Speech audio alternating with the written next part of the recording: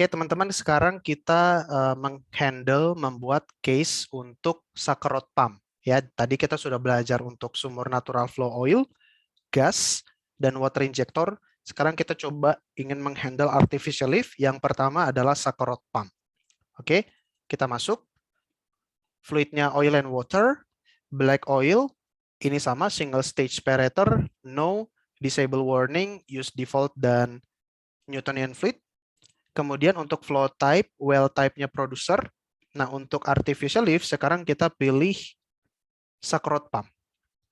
Oke, ketika kita pilih Saccharode pump, langsung flow type-nya berubah. Jadi tubing flow-nya jadi tidak aktif. Jadi kita akan pakai default sesuai dengan konfigurasi Saccharode pump. Oke, kemudian untuk prediknya kita pilih online. Ya, untuk calculation type-nya, karena sumber Saccharode pump kita adanya di lapangan online, onshore. Jadi kita pilih online. Modelnya rough approximation, range-nya full system, brine properties-nya default, ini cased hole, tidak ada sand control, dan juga single branch untuk inflow type, dan gas conning. No untuk gas conning. Dan sekarang kita masuk ke PVT. Jadi untuk PVT kita, solution GOR-nya 160 standard cubic feet per stock tank barrel, oil gravity-nya 25, gas gravity 0,68, water salinity 80.000 ppm, kemudian tidak ada impurities, tidak ada H2S, tidak ada CO2, dan tidak ada nitrogen. Kita pilih GLASO untuk bubble point pressure estimation, RS dan BO. Untuk oil viscosity kita pilih Beal et al. Nah, dalam kasus ini sekarang let's say kita punya data laboratorium. Nah, ketika kita punya data laboratorium, kita sekarang harus mematchingkan data laboratorium dengan korelasi. Jadi ini adalah dua hal yang berbeda. Satu, korelasi itu ada di literatur. Ada di textbook, ada di paper, ada di literatur, itu korelasi. Tapi ada juga data real fluid analysis dari laboratorium. Nah, kita ingin mematchingkan keduanya ya, teman-teman. Kita ingin dua-duanya ini cocok. Itulah yang kita lakukan dengan PVT matching. Jadi kita pilih match data. Let's say dalam kasus kita punya satu data seperti ini, teman-teman. Oke, sebentar. Nah, seperti ini. Jadi kita punya temperatur reservoirnya, bubble point-nya kita tahu 1300. Nah, di sini kita masukkan data sesuai kondisi kita. Pressure-nya berapa? 1300. GOR gas oil ratio-nya 160. BO formation volume factor 1,06. Oil viscosity 6,9. Sudah dari sini kita tinggal klik match. Oke. Dan kita tinggal klik match all.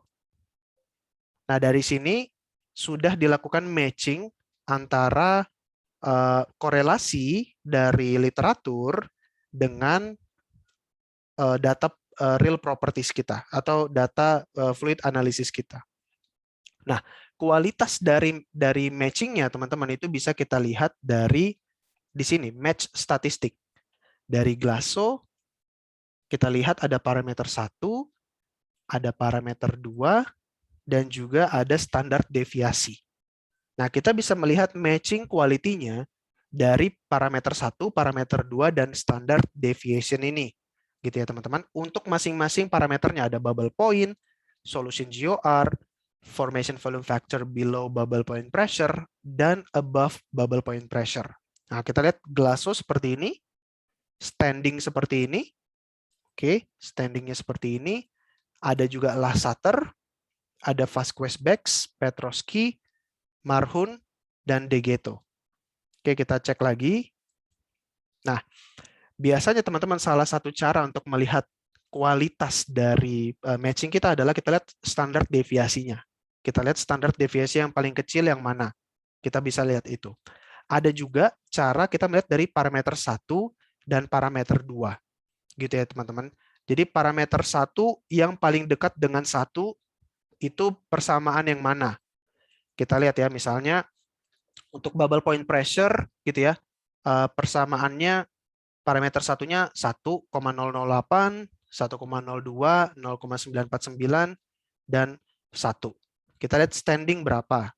Seperti ini. Kita lihat last shutter bagaimana, dan seterusnya. Parameter 2, mana yang paling mendekati 0.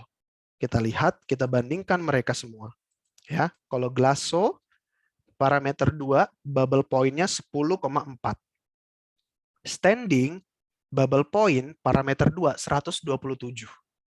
Nah, dari sini teman-teman bisa lihat, roughly, yang secara rough dan quickly kita lihat, Glasso yang merupakan persamaan paling baik untuk mematchingkan si korelasi kita dengan real data yang kita punya.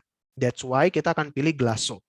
Kita juga lakukan itu untuk viscosity. Ada Beal et al., Petrosky, Bex, dan lain sebagainya. Dan setelah kita review, kita melihat yang paling bagus adalah Beal et al. That's why kita pilih, kita klik done. Untuk PB, RSBO, kita pilih Glasso. Oke. Oil viscosity correlation, kita pilih Beal et al. Itulah data yang kita lakukan, itulah yang step PVT data matching. Makanya nanti di sini akan muncul highlight seperti ini, PVT is matched. Kita klik done. Juga teman-teman akan melihat di sini highlight PVT is matched. Gitu ya teman-teman. Karena memang sudah kita lakukan matching antara korelasi dengan data laboratorium. Dari situ kita akan masuk ke IPR. Nah, IPR-nya kita pilih yang lebih simpel aja, PI entry, jadi kita just input data productivity index. Reservoir pressure 1500, temperaturnya 1130, water cut cukup tinggi 80%, oke. Total GOR 160. PI-nya langsung kita masukkan, cukup kecil, 0,5 stock tank barrel per day per PSI. Jadi langsung kita bisa calculate, kita dapat Qmax-nya atau AOF-nya 551. Kita tinggal klik plot results, bisa di sini atau bisa di sini plotnya. Plot results, rate versus pressure, dan beres. Jadi kita sudah dapat data untuk IPR-nya, gitu ya, inflow performance relationship. Nah, dari sini teman-teman, dan oke. Nah, dari sini kita pergi dulu ke data equipment. Oke, seperti biasa kita akan input data deviasi, downhole equipment, geothermal gradient, dan average heat capacities. Oke, tidak ada muncul gauge detail karena memang untuk Sakerot pump itu bisa dibilang tidak ada kemungkinan kita memasukkan gauge di lubang sumur. Ya karena memang konfigurasi pompa angguk kita seperti itu gitu ya. Surface equipment juga kita nggak akan modelkan surface equipment dulu. Nah, dari sini kita klik di edit. Sumur kita cukup dangkal karena memang Sakerot pump itu tidak terlalu cocok untuk sumur yang dalam dan sumur yang miring. Ya, tidak cocok karena dia prinsip pekerjaannya adalah pompa angguk. Jadi ada Sakerot yang naik turun. Itu tidak akan terlalu bagus kalau kita punya sumur dalam maupun sumur miring. That's why kasus kita cukup dangkal sampai 3.500 feet saja, dan juga dia vertikal. Jadi measured depth dan true vertical depth-nya sama. Kita plot, ya jadi seperti ini. Dan, nah kemudian kita lihat di sini konfigurasi sumurnya seperti biasa, Christmas tree pada kedalaman 0, dan kita pasang langsung tubingnya di mana. Ya tubingnya, kemudian kita kasih nama mid perf, gitu. Jadi kedalaman si tubingnya, kedalaman perforasinya, kita taruh dia di 3.500 feet. Oke, jadi betul-betul tubing kita sampai ujung ya teman-teman, sampai ujung. Kemudian kita punya tubing inside diameter 2,441, itu tubing 27/8, outside diameternya 27/8 ya. Inside diameternya 2,441, roughness-nya 0,0012. Ini tubing outside diameternya, kita masukkan juga. Tubing outside roughness-nya juga ada. Kenapa? Karena untuk Sakerot pump akan terjadi aliran melalui anular dan juga melalui tubing ini. Gitu ya teman-teman. Jadi tidak ada packer di sini, akan terjadi aliran tubing dan aliran di anular. Itu makanya sekarang muncul tubing outside diameter. Oke, teman-teman. Jadi kemudian kita masukkan inside diameter berapa dan inside roughness-nya berapa untuk casing kita. Dari sini udah cukup, tubing dan juga Christmas tree sudah terpasang. Dan kemudian temperatur atau geothermal gradient-nya kedalaman 0, 60 degrees Fahrenheit, ya, suhu atmosfer, dan juga untuk 3.500 feet, suhu reservoir 130 degree Fahrenheit. Overall heat transfer 8, angka tipikal. Jadi teman-teman kalau ada case, mungkin bingung overall heat transfernya berapa, pakai aja angka tipikal 8, itu sudah cukup untuk matchingkan kondisi aktual. Dan sama juga untuk average heat capacity, kita bisa input sesuai dengan default. 0,53 untuk oil, CP gas 0,51, jadi CP itu heat capacity ya teman-teman, CP waternya 1. Dan kita bisa lihat summary-nya, ini untuk tabel, ini untuk downhole-nya. Oke teman-teman, jadi di sini kita start dari Christmas tree, kemudian ada tubing, oke di sini adalah pompa kita. Oke, pompa kita di ujung, karena dapat lihat di sini batas akhir reservoir kita 3.500 feet, pompa kita di 3499,9. Practically speaking, sebenarnya pompa kita ada di ujung tubing kita juga. Oke, kita klik done, dan. Oke, jadi sudah beres. Setelah kita buat IPR dan buat equipment data, baru kita bisa lakukan desain. Ya, kita ingin mendesain si artificial lift suck rod pump kita. Nah, dari situ kita masuk ke desain, teman-teman. Oke, jadi dari calculation, teman-teman dapat lihat di sini yang biasa kita buka, ada design, ada stimulation. Di stimulation kita bisa bermain dengan fracturing, acid fracturing, mud acid stimulation of sandstone, dan juga untuk karbonat. Tapi sekarang kita fokus ke desain suck rod pump. Kita buka. Nah, ini cukup kompleks, teman-teman. Asumsi dari bagian presentasi ini adalah teman-teman sudah cukup familiar dengan suck rod pumping. Ya, jadi teman-teman perlu mempelajari suck rod pump itu seperti apa. Itu yang akan kita bahas fitur di Prospernya dalam presentasi kali ini. Oke, oil gravity 25 degrees Fahrenheit. Ini kita input semuanya, data yang kita punya. Gas gravity 0,68, water salinity 80.000, water cut 80, tadi sesuai yang sudah diinput, gas oil ratio 160. Oke, nah calculation mode-nya ada beberapa, ada enter production rate, dan kita mengestimasi berapa stroke rate-nya. Stroke itu adalah gerakan mengangguk ya, karena kita menghandle suck rod pump, pompa angguk, gerakan naik turunnya itu seperti apa. Ya, stroke rate itu adalah berapa stroke per menit yang dilakukan oleh pompa angguk kita. Oke, jadi kita bisa pilih antara kita masukkan stroke rate baru production rate dihitung, atau kita masukkan production rate dan stroke rate-nya yang akan dihitung. Dalam hal ini kita pilih, kita masukkan production rate, saya mau produksi 400, dan tolong dihitungkan stroke rate-nya berapa.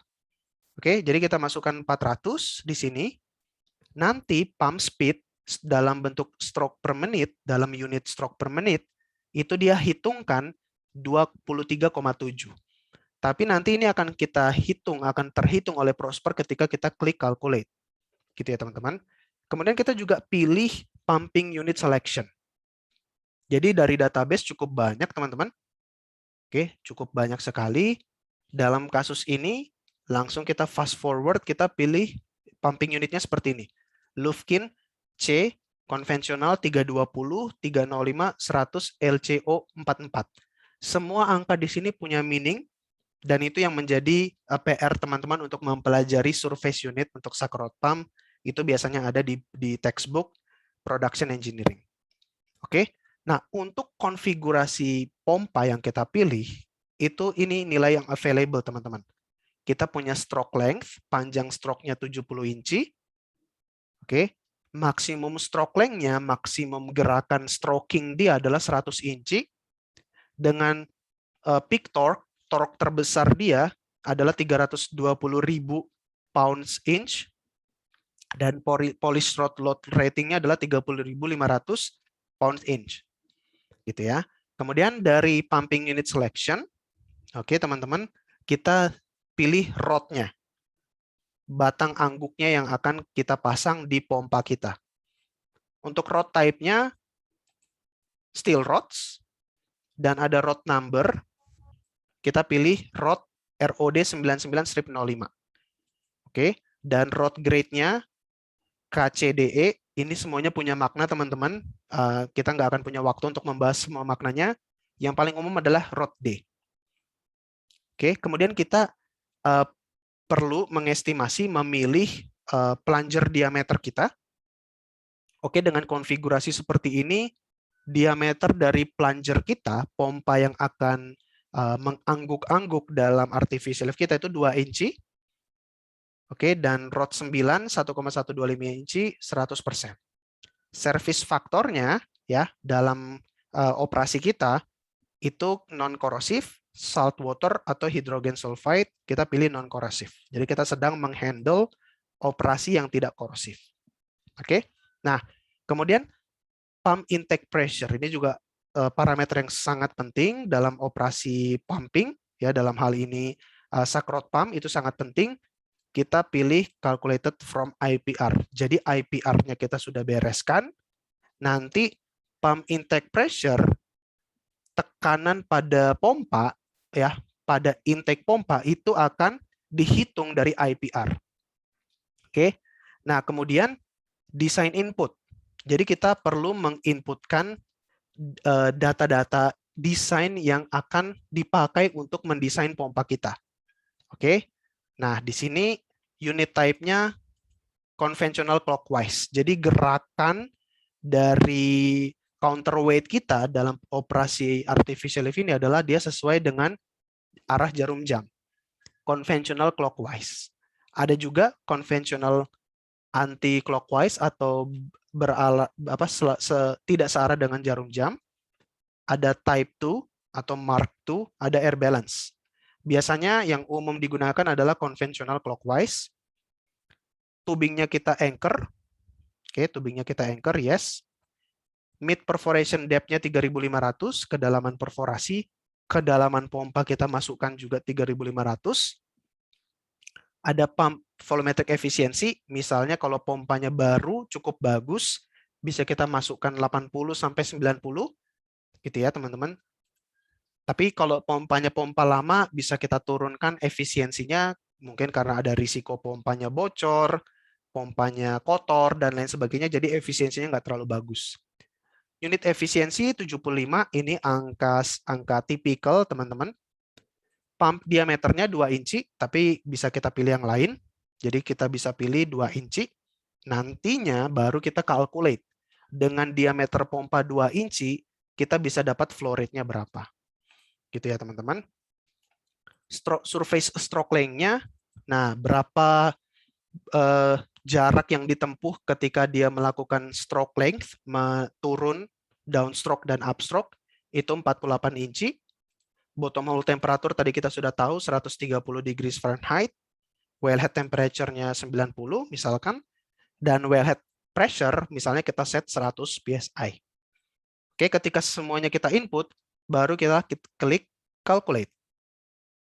Nah, dari calculate, teman-teman, baru dia akan menghitungkan semua design results yang kita butuhkan, termasuk Dynacart seperti ini. Jadi ini adalah Dynacart rod load plot. Sumbu vertikalnya adalah load-nya ketika dia melakukan upstroke dan downstroke. Oke, dan ini adalah position-nya. Yang merah ini adalah surface dynamometer card. Jadi beban dari polish rod itu dianalisis dan dibentuk Dynacart seperti ini, dynamometer card. Tapi untuk yang biru ini adalah downhole. Jadi karena kita pasang tubingnya punya anchor, jadi bentuknya persegi panjang seperti ini. Kalau dia tidak di anchor, biasanya dia berbentuk jajar genjang. Nah, karena peristiwa hidrodinamik, fluid mechanics yang dilalui oleh fluida atau yang terjadi di tubing dan load, maka dinamometer surface-nya seperti ini biasanya. Nah, untuk plot torque-nya di sini, torsinya bisa kita lihat di sini. Ini adalah first stroke dan ini adalah second stroke. Oke, teman-teman. Nah, di sini kita bisa lihat hasilnya yang kita butuhkan. Ada banyak parameter yang kita ingin tahu. Ada frictional power, polish rod power, nameplate power, karena kita perlu mensuplai power untuk motor yang akan menggerakkan artificial lift ini, teman-teman. Gitu ya, teman-teman. Kemudian juga ada work down by polish rod, top rod loading, gitu ya, teman-teman. Di sini yang paling penting mungkin actual liquid production rate. Jadi kita sekarang mampu ngalir, teman-teman, dengan rate 370 stock tank barrel per day. Gitu ya. Ada actual pump speed. Nah, di sini teman-teman lihat, yang kita inginkan pump speed-nya sekarang adalah 22 stroke per menit. Oke. Jadi dia menghitungkan yang awalnya dia estimasi quick look gitu ya, pump speed-nya 23,7.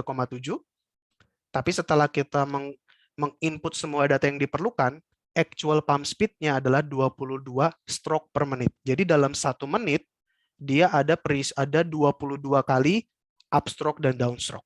That's what happen dalam operasi artificial lift kita. Ya, kemudian ada pump stroke length dan lain sebagainya, teman-teman. Ketika kita menghandle sakrot pump, misalnya ketika teman-teman jadi engineer menghandle, men-troubleshoot atau mendesain sakrot pump, semua ini punya meaning yang penting untuk jadi analisis dan reporting kita. Atau kalau teman-teman melakukan KP gitu ya, atau tugas akhir, ini semua teman-teman perlu mempelajari dan memahaminya gitu ya. Damping factor, maksimum stress, minimum stress, semuanya seperti itu. Nah, teman-teman juga bisa melihat rod sensitivity. Oke, ada macam-macam rod index dengan rod name-nya dan berapa production yang bisa dia dapat dengan horsepower yang bisa yang dibutuhkan gitu ya. Jadi ada barrel per horsepower. Oke, kita klik done. Nah, jadi ini adalah desain yang kita inginkan yang akan kita instalkan ke sumur kita, teman-teman. Gitu ya. Jadi semua udah beres. Kita calculate lagi. Dan oke, itu adalah section dari desain yang sudah kita lakukan di opsi atau feature sakrot pump. Nah, di sini teman-teman, di workflow kita perlu memastikan desain tadi sudah terinstall ke dalam workflow utama kita. That's why ada window ini, sakrot pump input data. Tadi ketika kita menghandle natural flow oil, water injector, atau gas well, itu tidak ada ini, window ini. Tapi karena kita pilih di option summary-nya ada sakrot pump, dia muncul window yang tadi. Oke, sekarang kita masuk di sini. Nah, hasil yang tadi kita lakukan dalam fitur design, itu akan masuk ke section yang ini. Makanya kita langsung dapat quick action-nya, tubingnya punya anchor, kedalaman pompa 3.500, efisiensinya 80%, diameter pompanya 2 inci, stroke length-nya 48 inci, pumping speed-nya 23. Oke, teman-teman masih bisa modifikasi value-nya, teman-teman, sesuai dengan yang teman-teman inginkan. Gitu ya. Kemudian rod number-nya yang kita pilih, plunger diameternya 2 inci, dan rod 9 1,125 inci 100%. Gitu ya. Nah, sekarang misalnya kita ingin memasang gas anchor ya untuk memisahkan fluida yang akan masuk ke dalam pompa dari gas yang mengalir gitu ya. Karena ketika gas masuk ke dalam pompa itu bisa menurunkan efisiensi yang cukup drastis, signifikan gitu ya. Sama seperti gas kalau masuk ke pompa sentrifugal, pompa desurface itu bisa menyebabkan kavitasi. Nah, dalam sakrot pump, gas juga tidak kita inginkan. Oke. Nah, untuk gas anchor kita perlu masukkan data. Misalnya metodenya kita enter aja. Efisiensinya, teman-teman, efisiensi dari pemisahan misalnya 1 ya. Let's say basic case kita efisiensi pemisahan gas anchor-nya 100%. Nah, type-nya annulus area kita masukkan 28 inch square. Oke. Annulus area dari gas anchor kita dengan inside diameter dari casing. Misalnya kita masukkan 28 inch square. Dan oke, kita udah masukkan semuanya. Dan sekarang kita tinggal melakukan calculation. Sama IPR VLP. Oke. Nah, dari sini kita sebentar ya, untuk operationnya misalnya kita 100 PSI, top node pressure-nya gitu ya, wellhead pressure-nya. Dengan water cut 80 dan total GOR 160 standar cubic feet per day. Easy, tinggal kita klik calculate, beres. Nah, kita sekarang dengan pompa yang kita pasang, teman-teman, setelah kita lakukan nodal analysis, kita bisa achieve liquid rate 446 stock tank barrel per day. Oil rate 89, water rate 356,99, dan ini gas rate. Gitu ya, teman-teman. Dan ini bottom hole pressure-nya 520.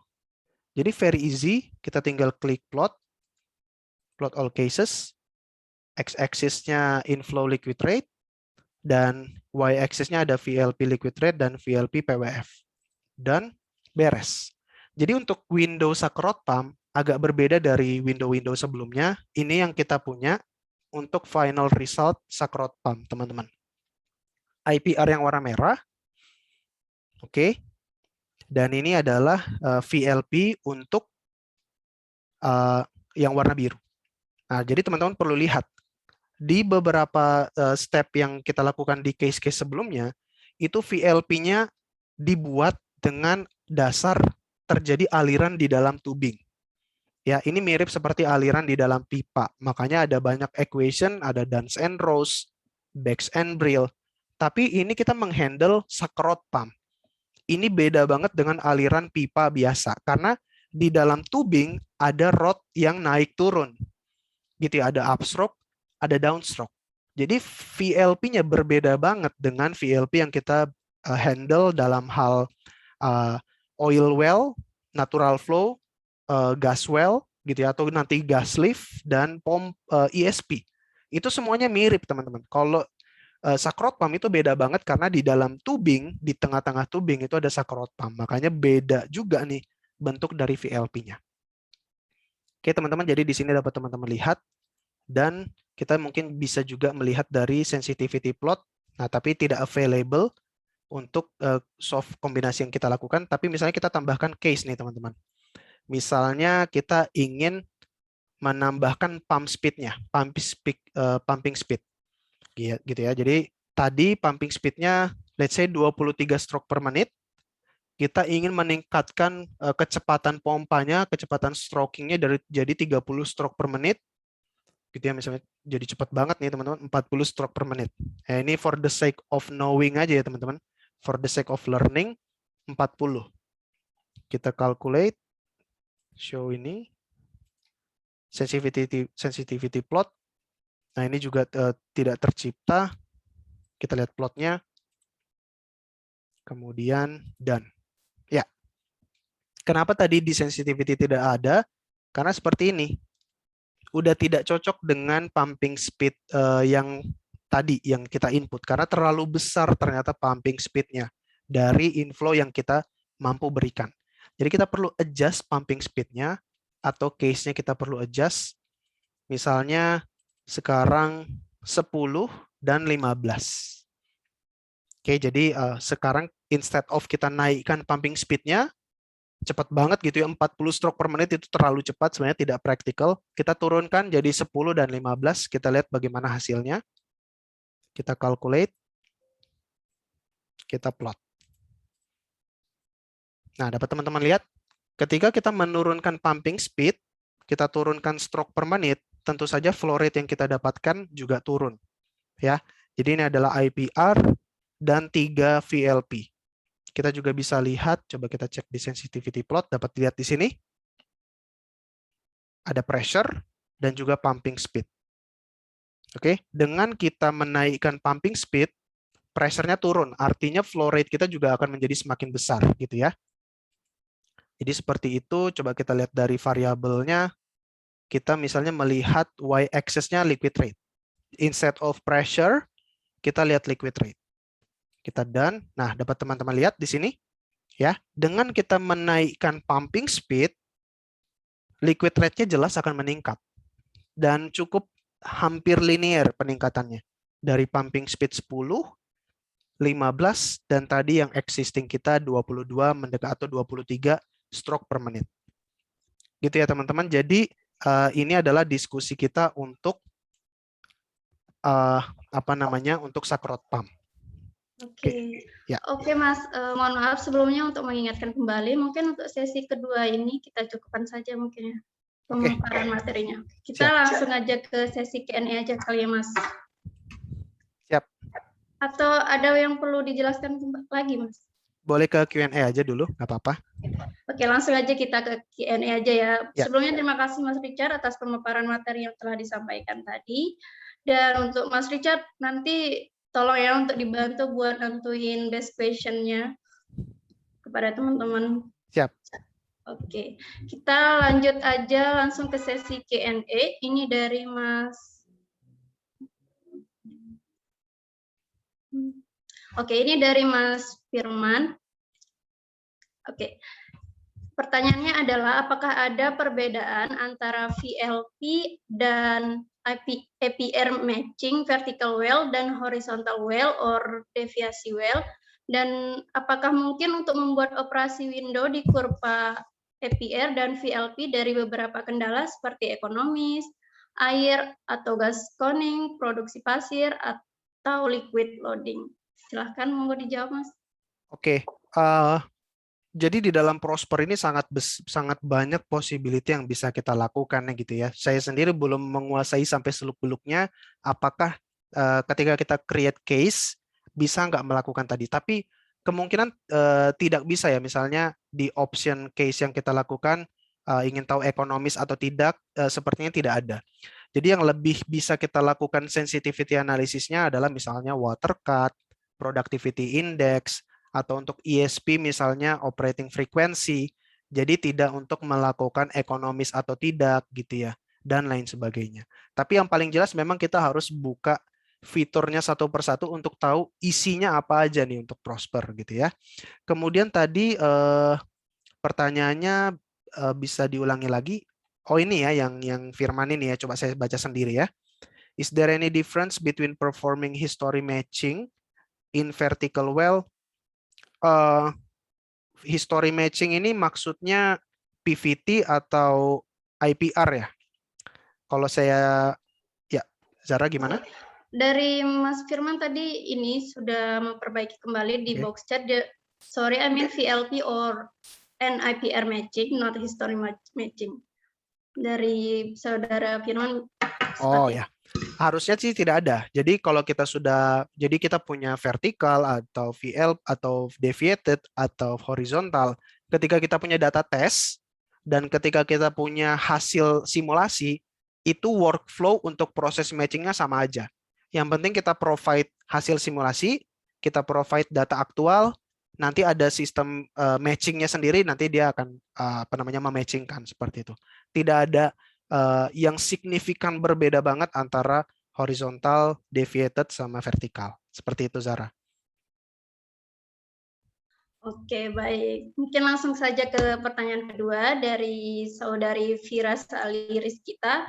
Izin bertanya, Mas, untuk pemilihan korelasi dari PB, RSBO, dan oil viscosity, itu bagaimana ya? Apakah harus mengetahui karakteristik metode dari masing-masing dan diprosperkan ada correlation parameternya? Apakah itu bisa kita pakai untuk membantu pemilihan korelasi, dan jika memang bisa, kita harus memilih nilai-nilai parameter yang seperti apa ya Mas? Terima kasih banyak. Oke, very good question Vira, dan kalau nggak salah, tadi kita udah bahas ya secara ini, jadi nggak apa-apa kita ulangi lagi. Untuk the most academic approach ya, kalau kita ingin very academic, harusnya kita baca karakteristiknya. Jadi karakteristik model kita, misalnya kita mau baca dulu nih paper atau textbooknya Biel et al. Atau Glasso, boleh kita baca ya, textbooknya ada, kita bandingkan dengan oil yang kita handle. Tapi ini kan mungkin lama dan bisa jadi nggak praktikal ya teman-teman. Kita di lapangan atau kita di kantor, suasananya sangat dynamic gitu ya. Mungkin step itu tidak perlu dilakukan. Kecuali mungkin kita yang betul-betul ingin eksperimental dan akademik gitu ya, jadi sangat rinci. Tapi kalau kita sebagai engineer, step yang itu mungkin nggak terlalu perlu. praktikal aja teman-teman, jadi langsung aja kita matchingkan dengan korelasi seperti yang Vira sendiri tanyakan. Oke, jadi langsung aja kita input actual data, kita klik matching untuk PVT-nya, baru kita lihat parameternya. Nah, tadi dalam setiap korelasi ada 3. Ada parameter 1, parameter 2, dan ada standard deviation. Yang paling gampang, itu bisa langsung teman-teman lihat standar deviasinya. Kita pasti pengen standar deviasi yang nggak terlalu besar. Itu satu cara. Lihat aja dari standar deviation. Tapi yang Prosper lebih rekomendasikan adalah lihat parameter 1 dan 2. Parameter 1 kita pengen yang mendekati 1, parameter 2 yang mendekati 0. Oke, nanti tinggal teman-teman lihat aja. Yang mendekati 1, 0,8 atau 1,05. Mana yang lebih mendekati 1? Tentu aja 1,05 dibandingkan 0,8. Gitu ya. Iya kan? Gitu. Dan juga parameter 2-nya yang mendekati 0 yang mana? Apakah 12 atau 100? Yang tadi kita lihat case-nya gitu ya. Ya tentu saja yang mendekati 0 itu 12. Di situ kita lihat kualitas dari matching kita. Thank you, Vira. Oke, mungkin ini ada pertanyaan terakhir untuk sesi terakhir ini, Mas. Dari Saudara Raymond Gonzales. Izin pertama, Mas Richard. Bertanya, Mas Richard, saya Raymond dari PEM Akamigas dalam mengevaluasi analisis sistem nodal untuk sumur natural flow hingga mencapai kondisi case to flow. Kira-kira asumsi case sensitivitas yang paling sering digunakan dan recommended itu apa ya? Apakah penurunan tekanan reservoir, penambahan well cloning dan lain-lain, atau tergantung data yang kita punya ya, Mas, sehingga bisa direncanakan untuk pemasangan artificial lift-nya. Terima kasih. Oke, ini very good question ya, dan ini ya case yang kita handle sendiri sebagai engineer di lapangan. Jadi misalnya kita punya sumur natural flow, tapi ada indikasi sumur ini bakal mati atau cease to flow. Nah, kalau teman-teman lihat, kita fundamentalnya dulu. Kita pengen tahu sumur itu ngalir atau enggak, ya kita baca aja Darcy equation. Ya, Darcy equation ada permeability, ada thickness, tapi di situ ada tekanan reservoir. Gitu ya. Ada P reservoir dikurang PWF. Yang paling sering mempengaruhi sumur itu mati atau hidup itu tekanan reservoir. Oke, jadi untuk teman-teman mengetahui kapan nih saya cease to flow, buat aja case-nya banyak. Case dari reservoir pressure yang sekarang, terus turunkan sampai tekanan reservoir tertentu, kita create nodal analysis, kapan IPR dan VLP tidak intersection. Tidak ada mereka intersecting, disitulah dia cease to flow. Jadi yang paling sering menyebabkan cease to flow adalah penurunan tekanan reservoir yang Raymond sendiri sudah sebut. Jadi itu very good. Dan juga reservoir pressure bisa aja oke. Bisa aja bagus, tapi water cut-nya nambah.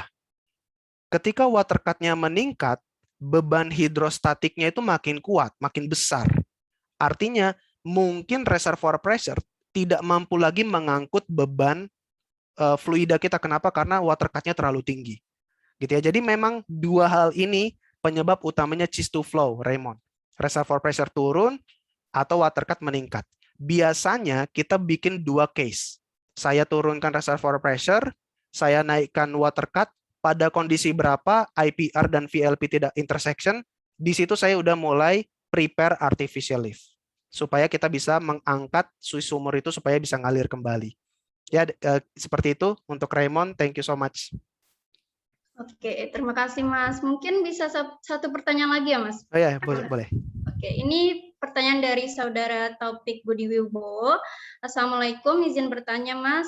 Untuk setelah kita mengetahui pada nodal tidak ada perpotongan dan kita memiliki skenario selanjutnya dengan pemasangan artificial lift, untuk step-step berikutnya itu bagaimana ya Mas? Apakah lanjut atau membuat new project?